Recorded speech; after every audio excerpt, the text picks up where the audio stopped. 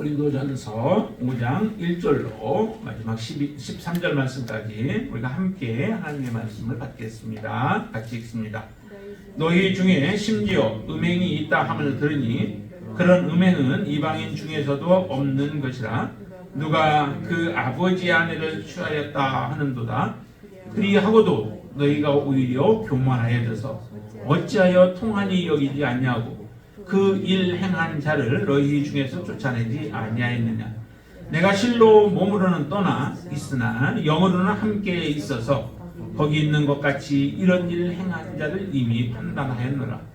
주 예수의 이름으로 너희가 내 영과 함께 모여서 우리 주 예수의 능력으로 이런 자를 사탄에게 내주었으니 이는 육신은 멸하고 영은 주 예수의 날에 구원을 받게 하려 함이라. 너희가 자랑하는 것이 옳지 아니하도다. 적은 누룩이 온 덩어리에 퍼지는 것을 알지 못하느냐. 너희는 누룩 없는 자인데 새 덩어리가 되기 위하여 묵은 누룩을 내버리라. 우리의 유월절 양 곧 그리스도께서 희생되셨느니라.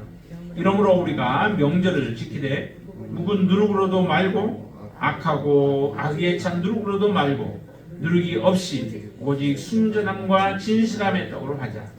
내가 너희에게 쓴 편지에 음행하는 자들을 사귀지 말라 하였거니와 이 말은 이 세상에 음행하는 자들이나 탐하는 자들이나 속여 빼앗는 자들이나 우상 숭배하는 자들을 도무지 사귀지 말라 하는 것이 아니니 만일 그리하려면 너희가 세상 밖으로 나가야 할 것이라.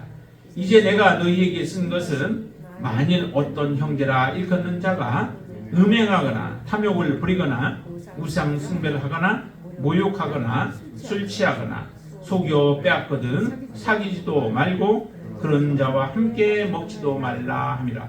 밖에 있는 사람들을 판단하는 것이야 내게 무슨 상관이 있으리오마는 교회 안에 있는 사람들이야 너희가 판단하지 아니하랴. 밖에 있는 사람들은 하나님이 심판하시려니와 이 악한 사람은 너희 중에서 내쫓으라. 아멘. 우리가 한번 질문을 한번 던져보는데요. 정말 우리의 교회는 주님께서 계시는 교회인가? 또 여러분들 안에는 예수 그리스도가 주인 되어 계시는가라고 하는 것입니다. 구약에서는 정말 하나님께서 그 성전에 대한 개념이 굉장히 거룩함으로 가득 차 있잖아요.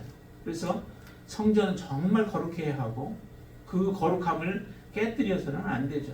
그렇기 때문에 성전에서 드려지는 모든 기물 하나하나조차도 사실은 성물이라고 하고 그것은 제대로 보지도 못하게 하나님이 하셨죠.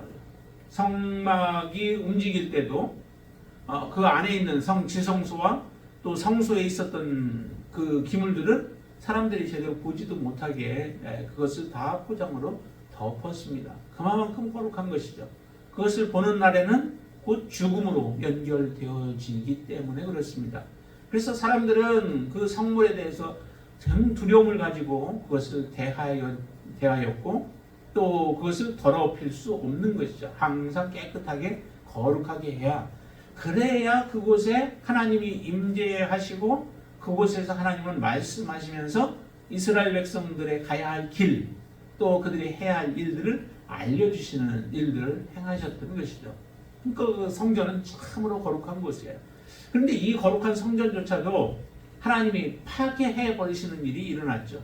그 일이 파괴되어진 이유는 곧 성전 자체가 더러워서라기보다는 그 하나님을 섬기는 이스라엘 백성들이 더러워지고 또 불의하고 악에 차니까 하나님께서 그들을 심판하기 위해서 성전까지도 무너뜨려 버리시는 이런 일들을 행하시게 되어집니다. 그러면은 지금 신약에 와서 정말 교회라고 하는 것도 성령을 통하여서 교회를 세우셨잖아요. 오순절 성령의 역사를 통하여서 교회가 태동되어지게 되어졌는데 이 교회를 하나님의 몸된 교회라고 말씀하시고 교회를 우리가 거룩하게 해야 하는데 그 교회가 거룩하지 아니하면은 하나님이 그곳에서 역사할 수 없는 거죠. 우리의 공동체가 거룩한 공동체가 되지 못하면은 하나님이 그 안에서 역사하실 수가 없는 거예요. 그러니까 하나님께서 함께 하시고 하나님이 나와 함께 그 일들을 행할 수 있도록 하기 위해서는 우리가 반드시 거룩해야 하는 거죠. 여러분들 안에 예수 그리스도가 계시며 그분이 주인된 삶을 우리가 살아가게 될 때 우리는 거룩한 삶을 살아가고 있고 우리는 거룩하고 그런 사람들이 모인 그 공동체가 거룩한 공동체가 되어지죠.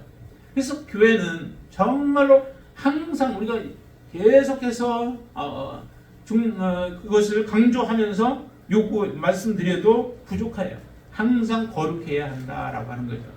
근데 오늘 본문에 보면은 여기 1절에 보면은 너희 중에 심지어 음행이 있다라고 얘기를 해요. 근데 그 음행이 어떤 음행을 얘기할까요? 그냥 조금 부정한 거 이런 게 아니라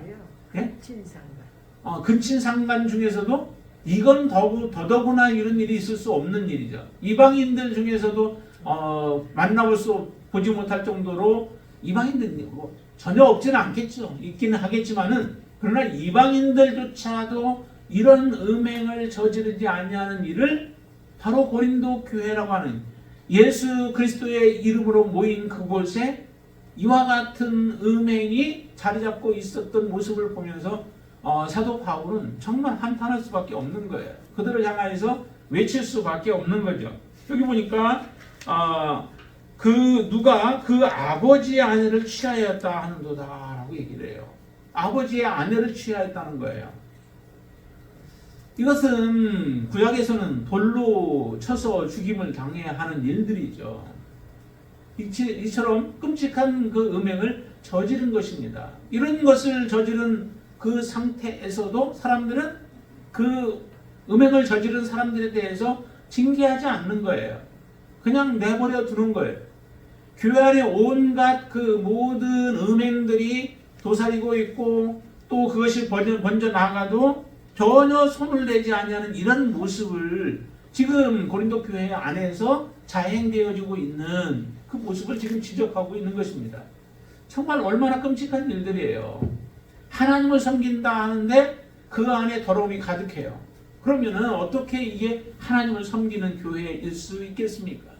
여러분들이 정말 예수 그리스도가 여러분들의 주인된 인생을 살아가면은 우리의 몸된 교회도 우리 안에 성령께서 거하시는 우리의 성전도 이렇게 음행으로 가득 채울 수 없는 것이죠. 사람들이 바라볼 때는 어떻게 바라볼지 몰라요. 거룩하게 보고 또 괜찮은 사람으로 인정할지 몰라도 하나님은 다 아시죠. 여러분들의 마음을 다 아시고 여러분들의 생각을 다 아시는 거예요. 그래서 예수님께서도 그 마음을 다 꿰뚫어 보시니까 바리새인들과 서기관들을 향하여서 뭐라고 그래요? 독사의 자식들이라고 하는 그런 말씀을 하시잖아요. 그것은 그 속에서 나오는 것들이 악한 것들이 나오는 거예요. 겉으로 말은 뻔질뻔한 말들을 하고 다른 사람들에게 그래도 존경받을 말들을 하는 것처럼 보이는데 막상 보니까 그들의 속에서는 더러움이 가득 차 있어요. 그래서 나오는 것마다 독이 나오고 나오는 것마다 더러움이 나오고 있는 바리새인들과 서기관들을 향하여서 예수님이 책망할 수밖에 없었던 것이죠. 속에 있는 것이 자동적으로 나오게 되어 있습니다. 우리 여러분들 안에는 정말 거룩함이 충만할 수 있게 되기를 바랍니다. 하나님이 원하시는 그런 그 생각과 말과 또 복음으로 충만한 삶을 살아가시게 되길 바랍니다. 이 고린도 교회는 이렇게 음행이 가득 찬데도 불구하고 그들이 그것에 대해서 대처하지 아니하는 그 모습. 그런데 여기에서 2절에서는 이렇게까지 말씀합니다. 같이 한번 읽어보실까요? 한 목소리로. 그리하고도 너희가 오히려 교만하여져서 어찌하여 통하니 여기지 아니하고 그 일 행한 자를 너희 중에서 쫓아내지 아니하였느냐라고 말씀합니다. 교만이라고 하는 것을 조금 다른 모습으로 여기서는 정의를 하는데요. 그 교만이 뭐냐? 이 음행하는 모습들을 다 알고 보고 하면서도 그것에 대해서 안타까워하지 않는 거예요. 그것에 대해서 가슴 아파하지 않는 거예요. 여기 보니까 어찌하여 통하니 여기지 아니하느냐라고 말씀하시죠.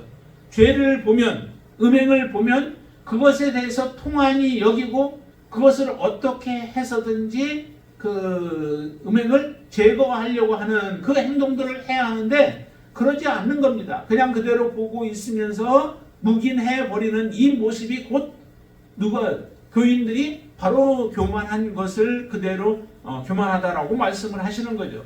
그러니까 내가 음행하지 않았어도 내가 교만한 자축에 들어갈 수 있다라고 하는 거예요.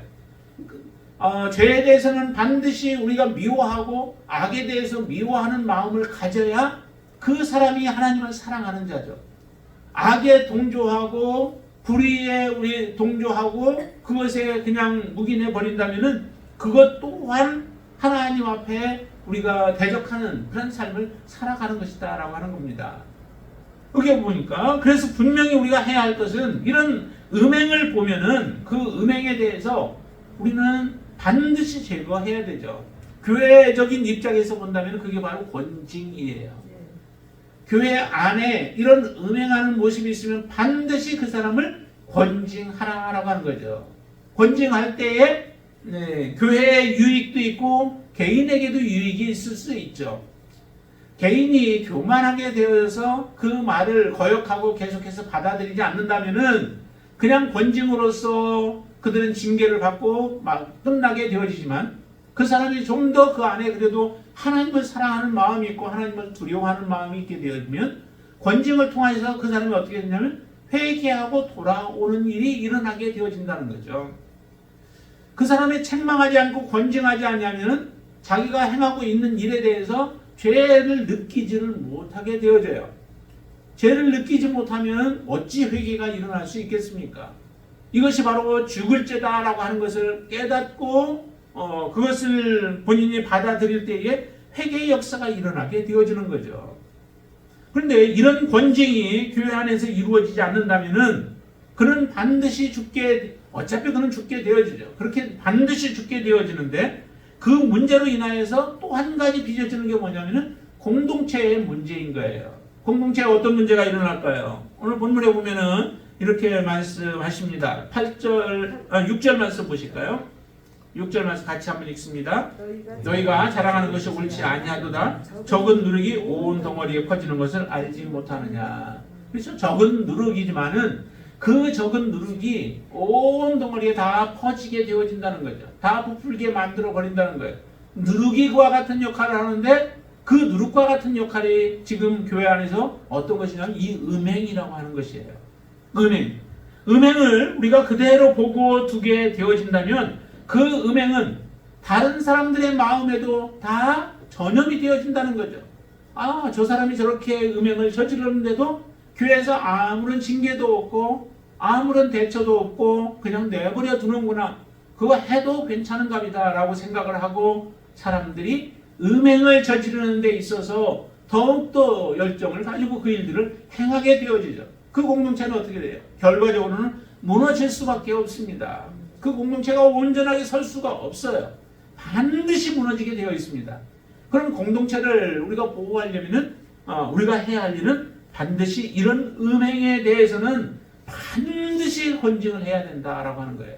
그것을 지금 강력하게 사도 바울은 말씀하고 있는 거예요. 이렇게까지 말씀하시죠. 그래서 7절에 보시면은 너희는 누룩 없는 자인데 새 덩어리가 되기 위하여 묵은 누룩을 내버리라.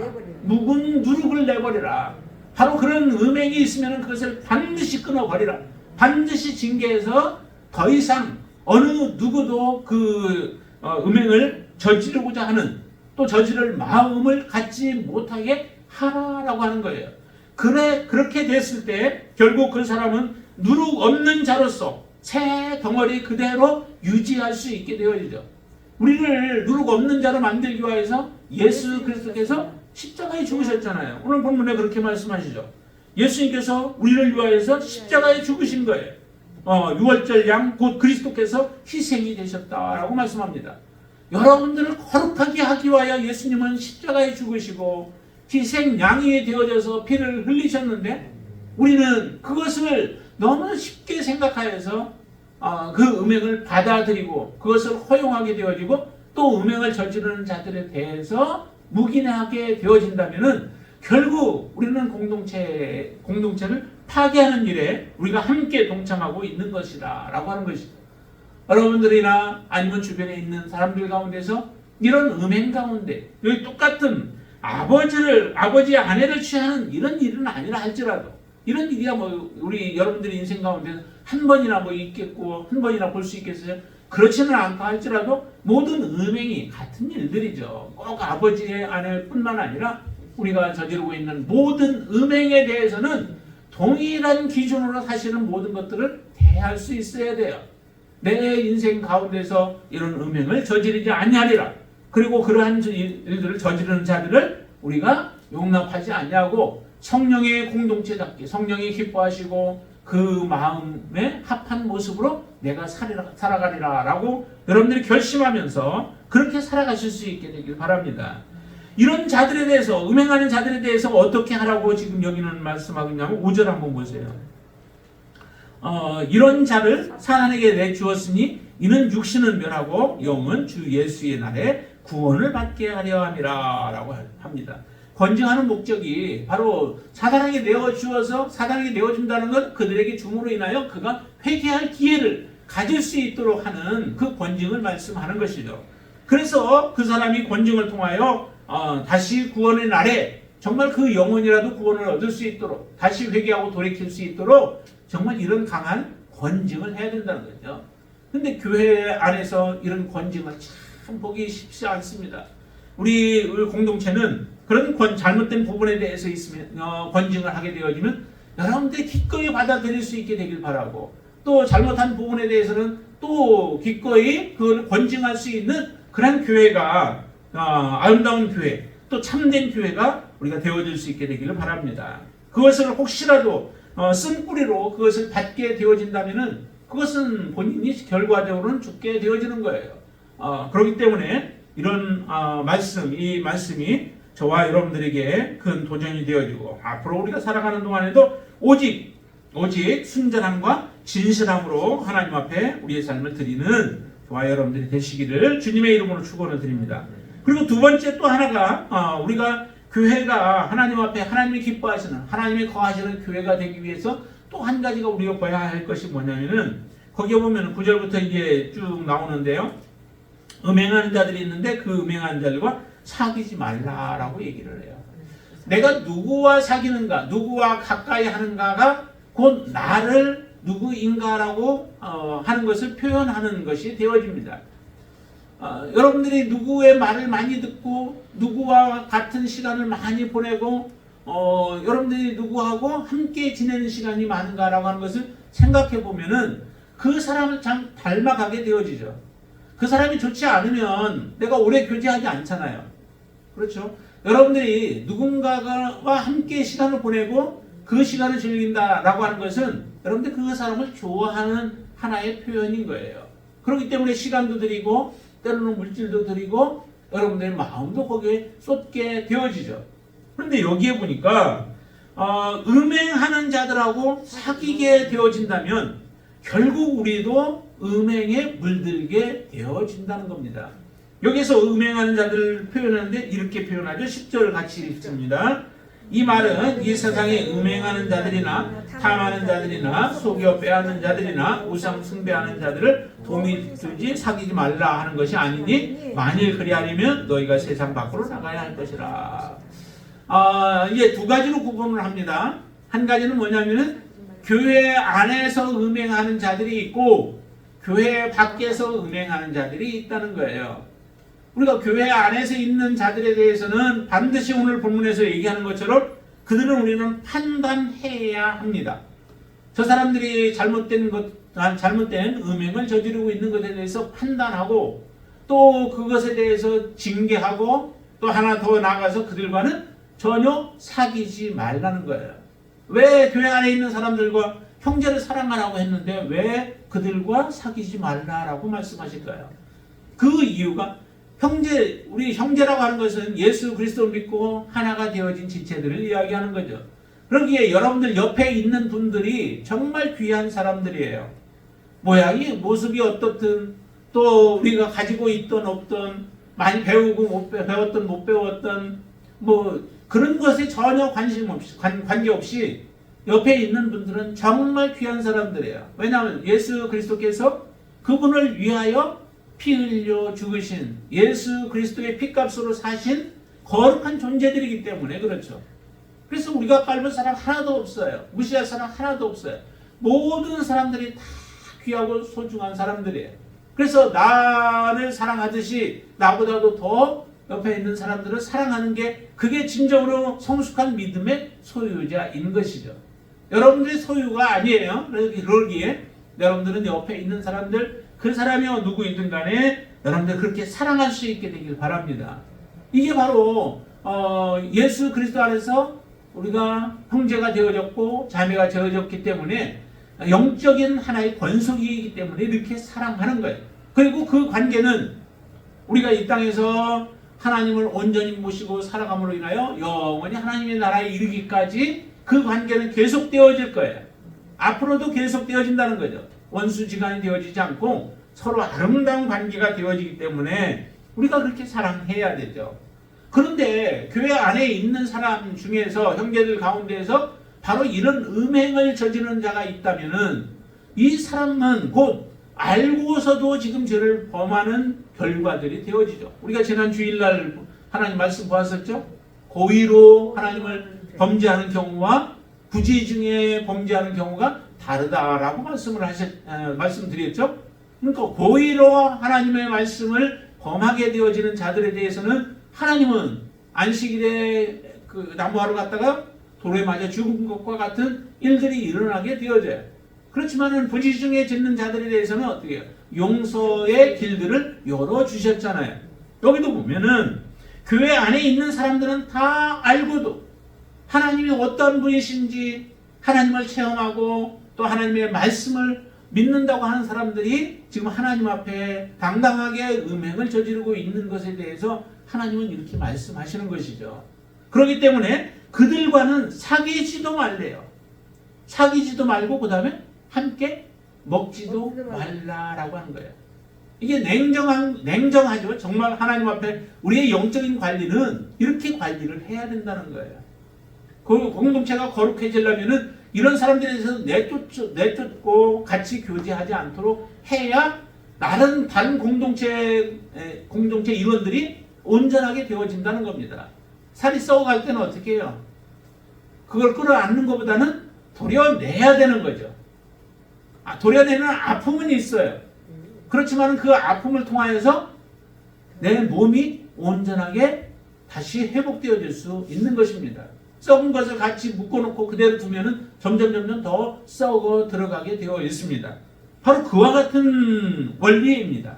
바로 그래서 교회 안에 있는 형제들이 잘못을 저지를 때는 반드시 그것을 판단하고 그들과 사귀지 말라라고 하는 것입니다.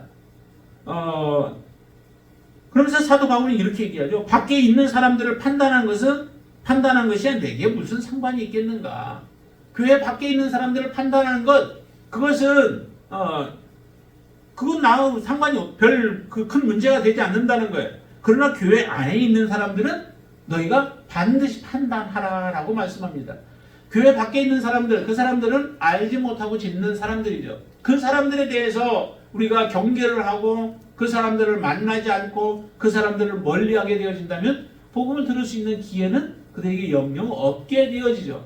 그러니까 하나님은 기회를 주기 위해서 하나님을 알지 못하는 사람들에게 우리가 섬김의 삶을 살라라고 하는 겁니다. 그들에 대해서 섬기고 그들을 사랑하고 그렇게 해서 하나님 앞에 돌아올 수 있도록 해야 된다라고 하는 거죠. 이단들에 대해서 하나님이 또 엄중하게 말씀을 하신 경우도 있죠. 이단들에 대해서 인사도 하지 말라는 거죠. 왜 그렇게 할까요? 그들도 이미 하나님을 알았던 사람들이 그와 같은 길들로 돌아간 사람들 아니겠어요? 고의적으로 하나님을 외면하고 하나님을 왜곡시키면서 살아가고 있는 사람들이기 때문에 이런 사람들이 돌아올 가능성들은 없게 되어지죠. 그만큼 교만해져 있기 때문에 그렇습니다. 그래서 이런 사람들에 대해서는 반드시 우리가 거리를 둬야 돼요. 사귀지 말아야 돼요. 그래야만 내 영혼이 하나님 앞에 온전케 되어지고 우리의 공동체가 하나님 앞에 거룩하게 되어질 수 있기 때문에 그렇습니다. 반드시 이와 같은 일들을 해야 된다라고 하는 거죠. 그래서 사랑이라는 것은 외인은 이방인들과 같은 외인들에 대해서는 섬기되 그러나 교인, 특별히 교인 가운데서 음행하는 자들에 대해서는 우리가 그들을 사귀지 않는 것. 이게 진정한 사랑인 거죠. 그러니까 사랑이 굉장히 왜곡된 것처럼 보여져요. 교회 안에 있는 사람들, 잘못한 사람들도 품어야 이게 진정한 사랑이지 않느냐라고 그렇게 말하는 경우가 있죠. 그러나 하나님의 편에서 하나님께서 말씀하시는 진정한 사랑은 그게 아니다라고 하는 거죠. 아직도 기회가 필요한 사람에게는 기회를 하나님께서 주시되, 그러나 하나님의 은혜를 맛보고 체험하고 또 하나님의 은혜를 경험하고서도 다시 죄악의 길로 가는 자들에 대해서는 반드시 징계를 통하여 그들이 철저하게 회개할 수 있도록 하나님은 그런 기회, 그렇게 하시는 거예요. 그들을 사랑하고 감싸주고 받아주고 또 안아주게 하게 되어지면 그들은 영영 돌아올 수 있는 기회가 없게 되어지죠. 그래서 하나님께서는 이와 같이 단호하게 말씀하시는 이 사도 바울의 음성을 저와 여러분들도 다시 한번 듣고, 우리 안에 혹시라도 내 안에 누룩과 같은 것이 있다면 우리는 빨리 제거를 해야 돼요. 그리고 하나님 앞에 바르게 서는 지혜가 있게 되어지길 바랍니다. 이런 모습으로 하나님 앞에 이 시간도 우리가 함께 기도하며 이제 나가겠습니다. 찬송 먼저 부르고 200